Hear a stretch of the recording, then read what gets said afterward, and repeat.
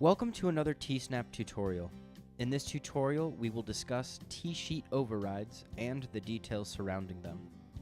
Overrides are very useful for changing your typical seasonal T-sheet for a short period of time.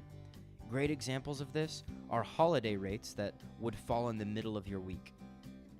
T-sheet overrides can be created in the admin portal. From the property page, click on the golf course page in the upper right-hand corner that you want to build the override for. You can find overrides above rack rates on the right and below T-sheets. Just click on that green Add button to get started, and then enter your override name. We're going to name this override the 4th of July.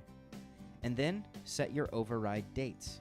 We're going to set our start date for July 4th and our end date for July 4th because we want to start and end on this specific day, earlier and later, and we will also want to charge our holiday rates. Once you have your date range set, click that green check mark to build out the one day we are going to override. As you can see, only Tuesday appears, so we can build a completely new T-sheet for this time period. When overriding any time period, you cannot override just a few hours within this day. You have to override the entire day or all days within this override. And there's only one thing to really keep in mind when creating an override, and that is any reservations that exist on your current T-sheet that you are overriding, you need to keep them as legitimate tee times on that T-sheet. For instance, in this example, let's say you have reservations on your T-sheet for the 4th of July.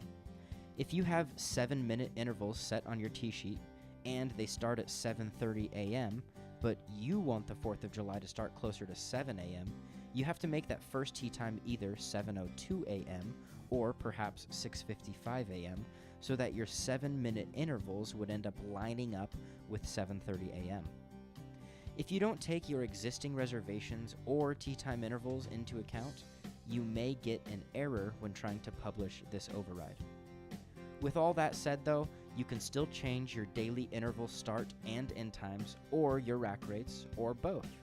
But if you do have existing reservations during this time period, you cannot change your tee time intervals unless you are doing something like switching from 12-minute intervals to 6-minute intervals, or 10-minute intervals to 5-minute intervals, but that's very rare.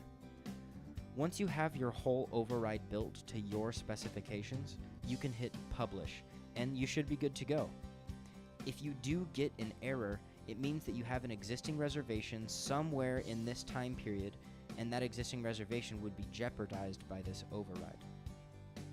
Thank you so much for watching this Teesnap tutorial. If you have any questions at all, don't hesitate to reach out to us at 844-458-1032 or simply email us at support@teesnap.com.